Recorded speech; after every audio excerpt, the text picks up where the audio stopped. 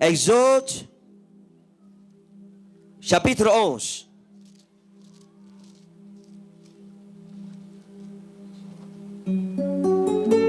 Allons d'abord chapitre 12. Exode chapitre 12, versets 40 à 42. Le séjour des enfants d'Israël en Égypte fut de 430 ans. Et au bout de 430 ans, le jour même, toutes les armées de l'Éternel sortirent du pays d'Égypte.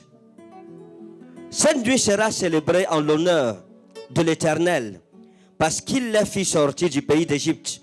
Cette nuit sera célébrée en l'honneur de l'Éternel par tous les enfants d'Israël et par leurs descendants. Vous ne dites pas Amen, oh? Amen. C'est comme si Garo a dit, non, pardon, prophète, il faut rentrer à Yaoundé. Alors, je suis en train de vous parler. Les gens m'attendent en Allemagne, en France et en Italie. Ils sont en train de me dire des cris que prophète, vraiment, nous comptons le jour. Nous comptons. On veut déjà vous voir. Et toi, tu es là, tu me vois, on lit la Bible, tu ne dis même pas Amen. Amen. Exode chapitre 11, versets 2 à 3. Parle au peuple pour que chacun demande à son voisin et chacune à sa voisine des vases d'argent et des vases d'or. L'Éternel fit trouver grâce au peuple aux yeux des Égyptiens. Moïse lui-même était très considéré dans le pays d'Égypte, aux yeux des serviteurs de Pharaon et aux yeux du peuple. Amen.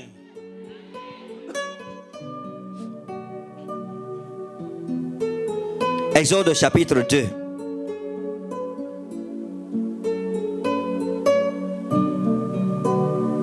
Allons chapitre 3, verset 22. Chaque femme demandera à sa voisine et à celle qui demeure dans sa maison des vases d'argent, des vases d'or et des vêtements que vous mettrez sur vos fils et vos filles et vous dépouillerez les Égyptiens. Amen. Regardez frère, lorsqu'on lit la Bible, c'est une prophétie, c'est la parole de Dieu. Donc normalement, quelqu'un qui est connecté spirituellement, il n'écoute pas la lecture de la parole, mais il entend Dieu lui parler.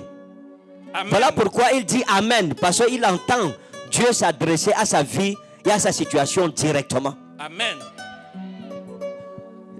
Et lorsqu'on est sous une atmosphère prophétique, beaucoup de personnes, lorsqu'elles viennent pendant des programmes comme ceux-ci, ça veut dire que dans leur esprit, c'est que nous attendons juste que le prophète prie pour nous. Je suis malade, je veux la guérison. J'ai des problèmes, je veux la prophétie. Une personne comme celle-là ne peut pas profiter de Dieu. Ce n'est pas possible. Parce qu'elle n'a aucun intérêt pour Dieu. Et Dieu n'a pas d'intérêt pour elle. Le genre de personne pour qui Dieu a un intérêt, c'est celle qui quitte sa maison en disant, je veux connaître Jésus. Je vais là-bas pour écouter sa parole, pour mieux le connaître et pour que ma relation personnelle avec lui soit approfondie. Amen. Une telle personne a un intérêt pour Dieu et Dieu a un intérêt pour elle. Amen. Donc il faut comprendre ça. Et vous devez comprendre une chose. Vous pouvez venir à une campagne comme celle-ci. Votre espérance est sur moi. C'est que vous avez échoué. Parce que je ne suis qu'un messager, un envoyé. Je n'ai pas de valeur, je ne suis rien. Je suis comme le micro qui est entre mes mains. Si on jette le micro, est-ce qu'il va prêcher? Non. Hein? Non. Le micro a la valeur parce que je le tiens. Amen. C'est la même chose. Ma présence a une valeur parce que Dieu me tient dans sa main. Comme un vase, comme un micro pour bénir ta vie. Amen. Donc, au lieu de mettre ton espérance sur moi, mets-la sur celui qui m'a envoyé, Amen. à savoir Jésus-Christ. Amen. Oh, le Amen. Amen. Je vais arrêter. Vous savez, c'est la démocratie. Oh. Nous, on est fatigués même. C'est-à-dire qu'on est rentré, c'était la course. Chacun courait. On n'a pas pu fermer les yeux. Depuis une semaine, nous sommes en train de travailler dur pour venir. C'est-à-dire que toi, tu t'assois seulement. Nous, on travaille. Tu t'assois, on te dit seulement, dis Amen. Sois concentré et la foi que Jésus va le faire. Et puis, ce n'est pas difficile. c'est nous qui devrions être fatigués. Amen. Que le Seigneur te bénisse. Amen. Au nom souverain de Jésus. Amen. Je récupère tout ce que l'ennemi m'a volé. C'est une bénédiction. Amen. Dans les 3 passages que nous avons lus, la Bible précise que les enfants d'Israël ont été esclaves en Égypte pendant 430 ans. Et la Bible dit que la 430e année, Dieu a suscité un prophète. Amen. Qu'il a envoyé défier Pharaon pour libérer Israël. Amen. Il faut un homme fort, plus fort que l'homme fort de ta vie, pour te libérer des chaînes de l'homme fort de ta vie. Amen. Il faut un homme mandaté de Dieu, qui a un mandat divin dans sa main, pour te libérer de ta maison de servitude. Amen. Et nous ne sommes pas venus sans mandat de la part du Seigneur Jésus. Amen. Nous avons un mandat pour que tu sois béni. Amen. Nous avons un mandat pour que ta vie soit restaurée. Amen. Écoutez, il y a un début et il y a une fin. Lorsque Israël est allé en Égypte, ils sont allés en Égypte, l'esclavage a commencé. L'on se serait dit qu'il n'y aurait pas une fin à cet esclavage. Mais il y a un début et il y a une fin. Amen. Tu ne peux pas souffrir jusqu'à ta mort. Amen. Il y a un temps pour souffrir, il y a un temps pour régner, il y a un temps pour souffler, il y a un temps pour glorifier Dieu, il y a un temps pour célébrer le Seigneur. Dieu m'envoie dans la maison de Pharaon, dans la maison de la servitude, pour dire au Pharaon qui te retient depuis longtemps, Amen. au Pharaon qui a retenu dans la captivité toute ta famille, Amen. que le temps de ta délivrance a sonné. Amen. Qu'une nouvelle ère commence pour toi. Amen. Qu'il y a une saison prophétique, une nouvelle dispensation Amen. dans laquelle Dieu veut t'introduire. Amen. La Bible dit par un prophète, Israël sorti d'Égypte, et par un prophète, Israël devint une nation. Amen.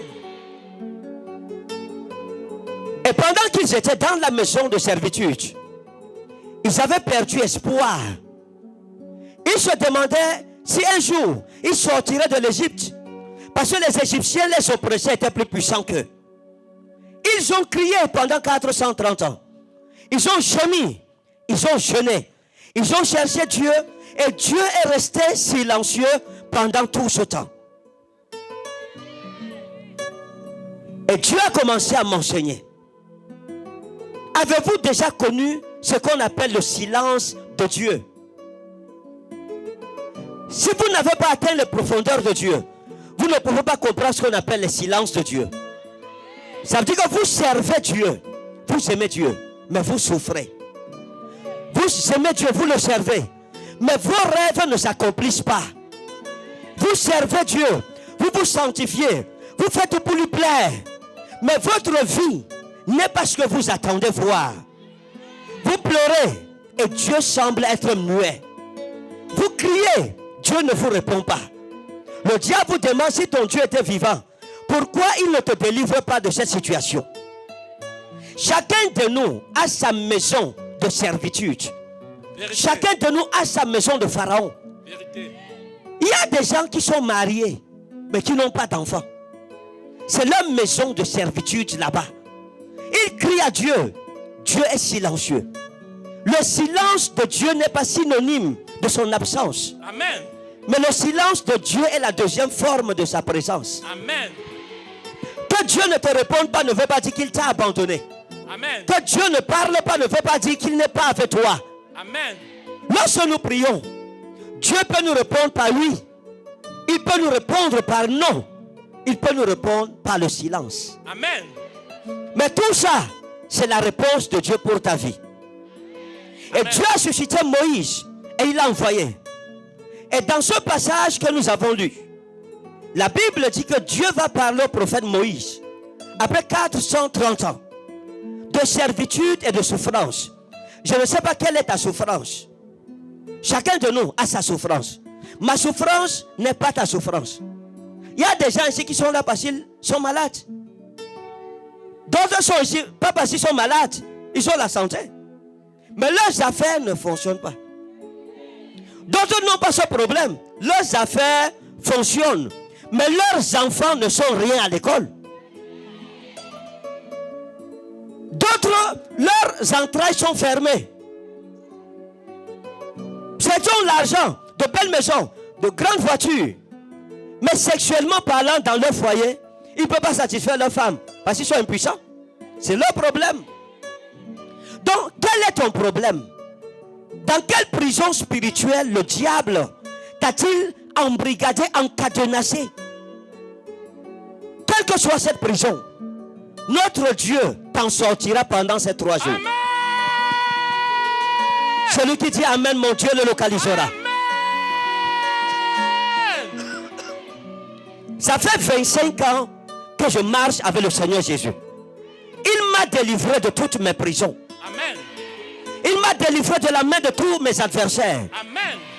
La Bible dit, car c'est lui qui te délivre du filet de l'oiseleur. Amen. Vous connaissez les oiseleurs, c'est ceux qui attrapent les oiseaux. Hein? Parfois le diable peut jeter un filet sur ta vie. Un filet d'échec. Tout ce que tu fais, tu échoues. Là où tout le monde réussit, toi tu viens échouer. Tu as les qualifications, tu peux déposer le dossier. On prend celui qui a moins de qualifications que toi à ta place. Parce qu'il y a un filet sur ta vie. Que Dieu te délivre du filet de l'oiseleur au nom de Jésus. Amen. L'Éternel déchire le vêtement de la honte, de dessus nos vies et de dessus nos familles au nom souverain de Jésus. Quand vous lisez la Bible parle d'un homme qu'on appelait Jaévet. Et la Bible dit que ce jeune homme avait été conçu dans la souffrance. Il avait grandi dans la souffrance. Et il était en train de mourir dans la souffrance. Et son nom signifiait la souffrance. Il y a des gens à qui le diable donne un nouveau nom, la souffrance. Vérité. Israël était le peuple de Dieu, mais il vivait dans l'esclavage. Mais la Bible dit que Jaévet, un jour, s'est souvenu que ses pères ont un Dieu. Et il s'est tourné vers le Dieu de ses pères. Et il a levé les yeux vers les cieux. Et il a dit, oh Dieu d'Israël, si tu me délivres, si tu me sauves de ces souffrances. Et la Bible dit que Dieu l'a exaucé et Dieu l'a sauvé de la souffrance. Amen. Et la Bible donne un nouveau témoignage sur Jaévet. La Bible dit que cet homme, qui était un sujet de honte, est devenu le plus considéré parmi ses frères. Amen. Parce que Dieu avait déchiré le vêtement de la honte de dessus sa vie. Le bonheur est entré dans la famille de Jaévet. Amen. Ça a commencé avec Jaévet. Amen. Ça peut commencer avec toi aujourd'hui. Amen. Jaévet est devenu le premier riche dans toute sa lignée. Il est devenu le premier homme respectable, considérable, honorable de toute sa famille. Il était le premier. Il faut quelqu'un pour se lever dans une famille et mettre fin à la malédiction. Amen. J'ai l'habitude de dire ceci. Ce que vous croyez que vous êtes, c'est ce que vous êtes. Ce que vous ne croyez pas que vous êtes, vous ne le serez pas. Amen. Ce que vous croyez que vos ennemis peuvent vous faire, c'est ça qu'ils vous feront. Mais si vous ne croyez pas en vos ennemis, quelles que soient leurs imprécations, quelles que soient leurs incantations, quel que soit le degré de pratique de leur sorcellerie, ils n'auront aucun pouvoir sur vous. Amen. Vous êtes ce que vous croyez que vous êtes. Amen. Jaévet a dit, moi, je ne peux pas mourir dans la souffrance comme mon père, comme mon grand-père, comme ma mère, comme ma grand-mère. Tu peux faire la différence. Amen. Tu peux changer l'histoire de ta famille. Amen. Tu peux ramener la considération. Tu peux ramener le mariage dans ta famille. Ça peut commencer par toi ici et maintenant. Amen. Je veux récupérer tout ce que le diable m'a volé. Amen. Et la Bible dit que Dieu parle au prophète Moïse. Il dit à Moïse, dis aux enfants d'Israël de demander l'or et l'argent à tous leurs voisins. Et de demander les habits pour eux, pour leurs enfants. Maintenant, je veux attirer votre attention sur quelque chose. Un enfant de Dieu ne peut être esclave de qui que ce soit. Et ça, vous m'écoutez. Il est impossible qu'un enfant de Dieu soit esclave de qui que ce soit. Dieu peut vous envoyer en mission, comme il a envoyé Israël en mission en Égypte, pour être sous la protection de l'Égypte, qui était la première puissance mondiale d'antan.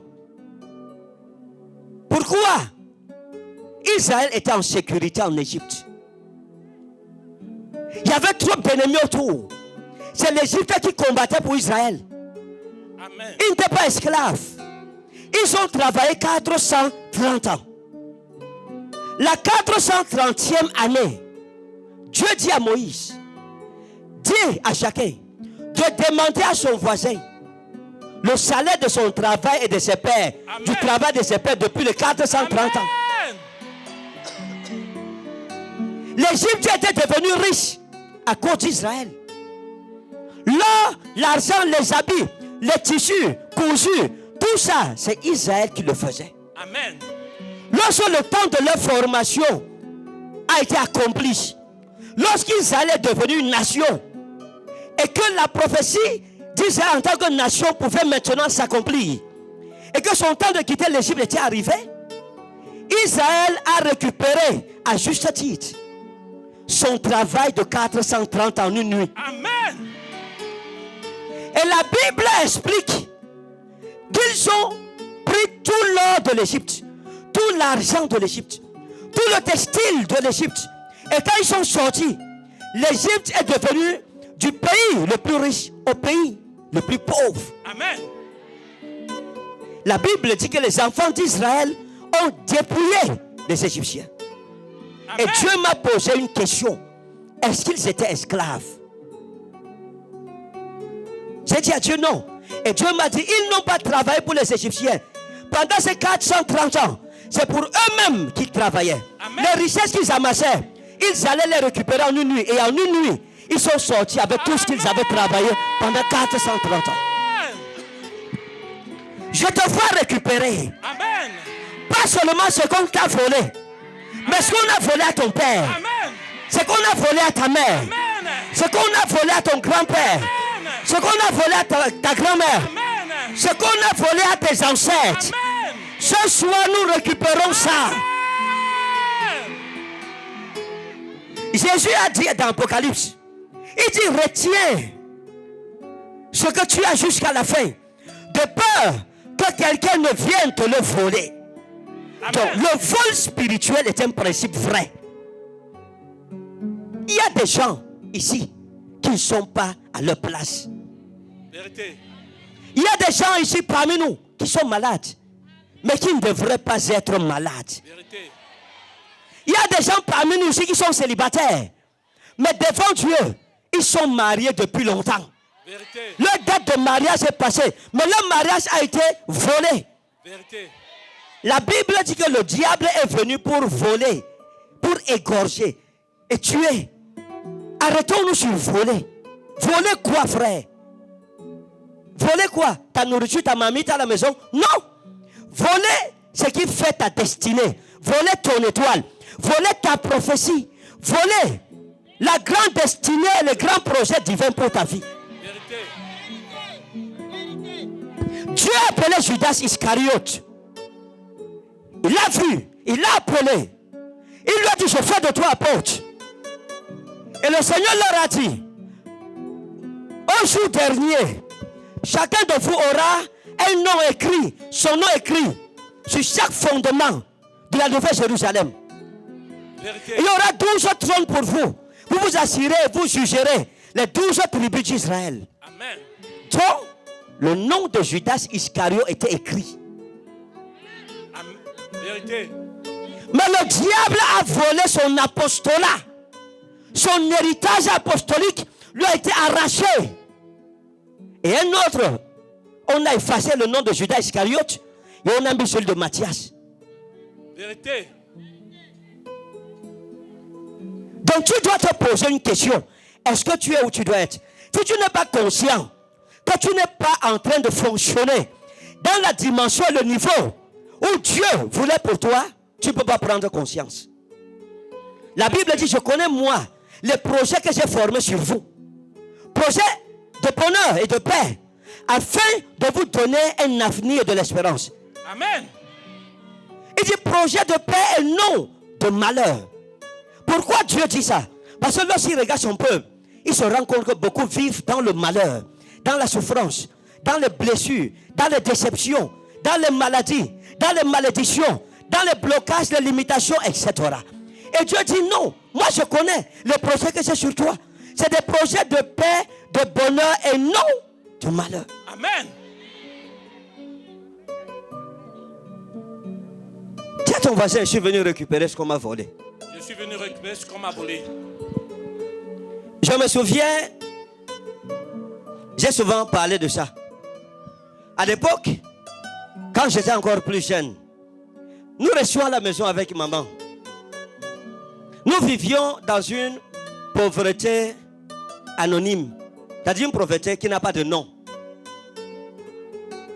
Et j'avais l'habitude de dire à ma mère, maman, je serai ton parapluie un jour. Amen. Je disais à ma mère, la malédiction qui t'a bloqué, je vais arracher ça de la famille si je serai le premier qui va changer dans cette famille. Amen. L'histoire de cette famille. Amen. Je lui disais, je vais accomplir ce que personne dans cette famille n'a jamais accompli. Amen. J'avais foi. J'avais la détermination de récupérer tout ce qui avait été volé à toute mon ethnie, à ma tribu, à ma famille, à ma lignée, à mon arbre généalogique. Il faut un cœur de lion. Amen. Pour récupérer ce qu'on t'a volé. Amen. On ne récupère pas en dormant. On ne récupère pas en pleurant. On ne récupère pas en se lamentant.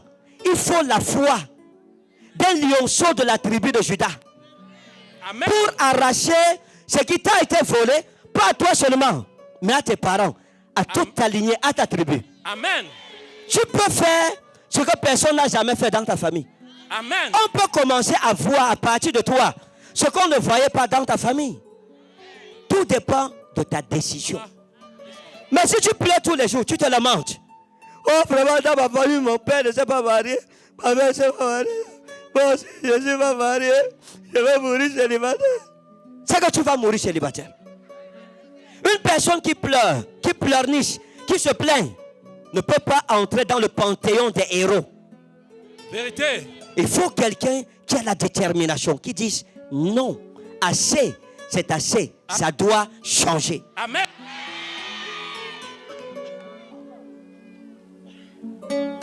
Et en une nuit, ils ont récupéré tout. Amen. Ils ont tout. Attendez, ils ont été pauvres pendant 430 ans. En une nuit, ils sont devenus super riches. Amen.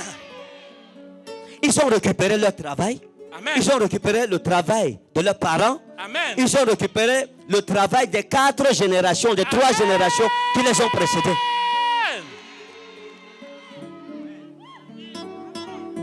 Ils sont allés bâtir leur nation. Amen. Tu vas récupérer. Amen. Ce qu'on t'a volé. Amen. Attendez. Ce qu'on a volé à ton père, ça dit que tu seras ce que ton père n'a pas pu être, qu'il devrait être. Amen. Tu vas récupérer ce qu'on t'a volé et tu vas récupérer ce qu'on a volé à ta mère. Ça veut dire, tu iras au-delà des limites où ta mère s'est arrêtée. Amen. Je ne sais pas s'il y a quelqu'un ici qui est fâché ce soir.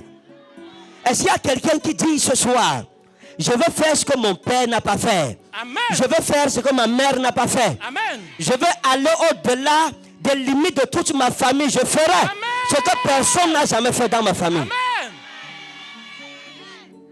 Vous devez comprendre une chose. Si vous restez sans rien faire, votre vie ne changera pas. Amen. C'est une loi et un principe. Vérité. La vie est basée sur des lois et sur des principes. Vérité. Est-ce que vous comprenez? Prenons un exemple. Si vous ne mangez pas, vous aurez faim. Vérité. Si vous ne buvez pas, vous aurez soif. Vérité.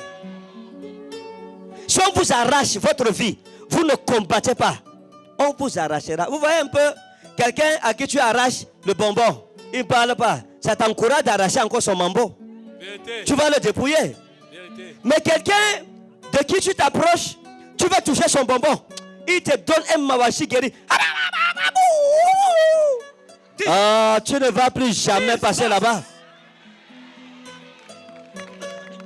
Voilà pourquoi Jésus a dit depuis le temps de Jean-Baptiste jusqu'à nos jours, le royaume des cieux est forgé. Seuls les violents s'en emparent. Amen. Il ne s'agit pas de la violence physique, mais de la violence spirituelle. Amen. Tu dors la nuit et tu fais un rêve. Une grand-mère t'apparaît. Elle te dit, toi, tu ne vas jamais te marier. Et tu te réveilles, tu te mets à pleurer. On a dit que je ne vais jamais me marier, donc je ne vais jamais me marier. Ce que cette grand-mère a dit va arriver. Mais tu te lèves la nuit. Tu dis qui? Tu attaques qui? Moi? Une fille du royaume? Seigneur, je libère le feu au nom de Jésus. Parce qu'il est écrit, l'ange de l'Éternel campe autour de ceux qui le craignent. Et il les arrache au danger. Amen. Je donnerai mes ordres à mes anges. Et ils te porteront sur leur selle. Amen. De peur que ton pied ne heurte contre une pierre. Amen. 1000 tomberont à ta gauche. Amen. 10 000 à ta droite. Amen. Et tu ne seras point à terre. Amen. Il est écrit, invoque-moi jour de la détresse. Je te délivrerai et tu me glorifieras. Amen. Tout temps forgé contre toi sera sans effet. Amen. Toute langue qui se lèvera en jugement contre toi, tu la condamneras. Et tu te lèves, tu dis, je condamne cette langue maléfique. Amen. Dans le nom souverain de Jésus. Amen. C'est comme ça qu'il faut réagir. Amen. Tu dors la nuit, tu rêves qu'on t'a attrapé pour aller te manger. Ah. Tu engages une prière. À ce moment, le démon l'a dit que toujours pour un petit morceau de viande, quand il voulait manger comme ça, tu me tapes, tu me malases jusqu'à. On va envoyer ce démon prochainement, il va refuser de venir chez toi. Amen. Donc, n'accepte pas que le diable te dépouille. Amen. N'accepte pas. Amen. Même pour la maladie. C'est des principes frères. Amen. Imaginez, vous regardez. Vous avez un palu. Et vous souffrez de ce palu. Vous êtes tout chevrotant et grelottant. Et vous êtes dans votre couverture. Et on vous annonce que votre argent là, vos 1 million là, sont là. On vous appelle, on dit, venez, hey, viens prendre 1 million ce soir. Tu viens t'envoyer 1 million. Vous sortirez de dessous la couverture. Sans prendre de paracétamol, le palu va finir. La bonne nouvelle de l'argent va vous guérir. Vérité. Vous n'avez jamais expérimenté ça? Vérité. Hein? C'est-à-dire que vous êtes malade. On vous annonce une bonne nouvelle. C'est le soir qu'on vous demande, je n'ai rien bu, je suis guéri. Hein? Si cette bonne nouvelle n'était pas là, vous seriez malade peut-être jusqu'aux perfusions. Mais cette bonne nouvelle a été une source de motivation. Elle a motivé votre mental. Amen. Voilà pourquoi l'apôtre Paul a dit, ne vous conformez pas au siècle présent, mais soyez transformés par le renouvellement de l'intelligence, c'est-à-dire de votre mentalité spirituelle. Amen. Donc ta souffrance, toi seul peux mettre fin à elle. Tu peux dire non. Et le diable va partir. Amen.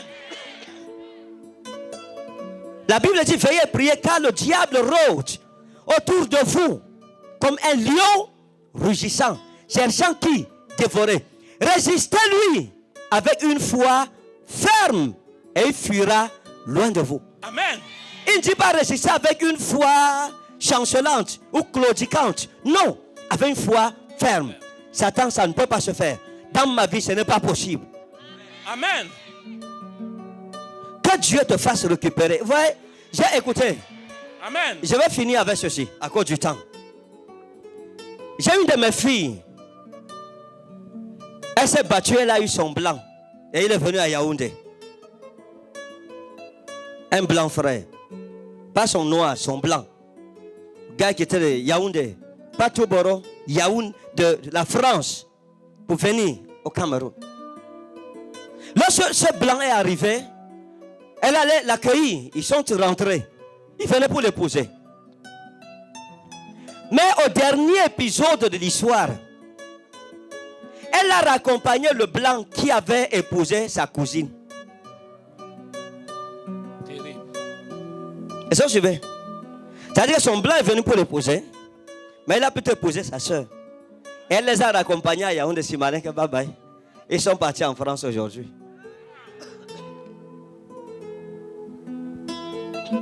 N'acceptez pas n'importe quoi. Amen. La maladie qui est en toi, tu peux la chasser aujourd'hui. Amen.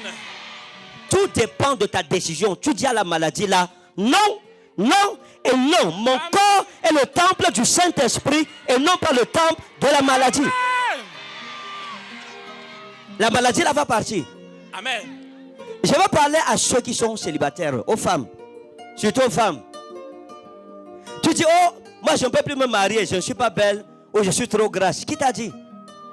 Oh, c'est un problème de foi. À partir du moment où toi-même tu dis que je ne peux pas me marier parce que je suis trop grasse, toi-même tu rejettes les hommes, tu repousses les hommes parce que tu ne crois pas qu'ils peuvent t'épouser parce que tu es trop grasse. C'est ta foi qui les chassera. Amen. Ce n'est pas qu'on t'a attaché, ce n'est pas qu'on t'a lancé un mauvais sort, non. Puisque tu crois que les hommes ne peuvent pas t'épouser parce que tu es grasse, alors les hommes ne t'épouseront pas parce que tu es grasse, puisque c'est en ça que tu crois.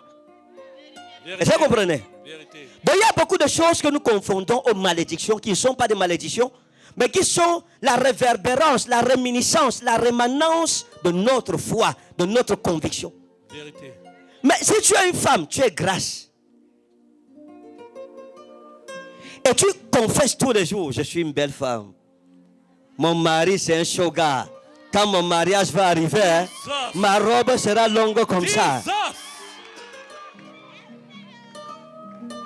Même si le diable avait caché ton mari, il viendra t'épouser comme tu es. Amen.